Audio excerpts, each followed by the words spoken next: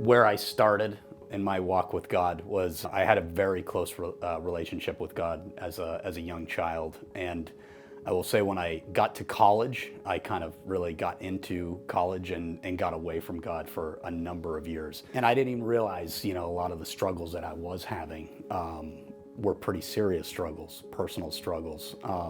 People around me were telling me I was struggling with certain things, but I still couldn't see it. I kind of went on that way for a long time, and just kind of fast forwarding, I joined the military, the Marine Corps. Eventually, it came to a point where it was time to go overseas and do what we trained to do. And I had a very young family at the time. My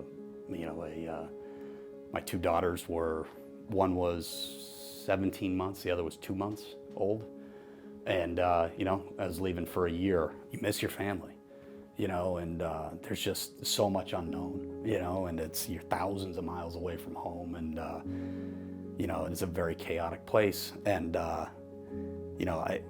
one of the moments I just, I'll never forget. And we were outside of Fallujah, Iraq, in the sand, and the sun was starting to set. And again, those feelings of loneliness and vulnerability. You're in a place that you can't, no matter what you do, you can't really control what's going to happen in a lot of instances. And I remember just kind of standing there, and the chaplain, the Navy chaplain, came over and said, he was bringing folks over to pray, and Justin and Joe said, "Kep, come over here."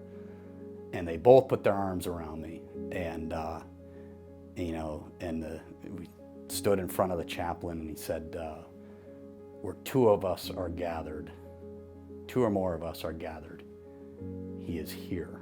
And and we all took one knee, and I was in the middle of Justin and Joe. Each one had an arm over me, and I had my arms over them, and I will never forget the feeling that I got in that moment, being so far from home, thousands of miles from home, and the uncertainty and the unknown, and thinking about my family. But I know it's hard to describe. It's the feeling that I had then was something that was very overwhelming. Even when I talk about this now, I still get that feeling. And I will say that it was a big moment looking back, a big turning point for me in my walk with Christ.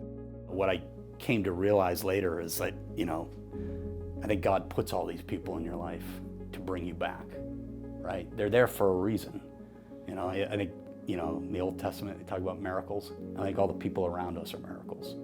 We all have a story, and God has gifted us all with a very unique story, unique experiences, and things that have shaped us, that He's shaped us with. And,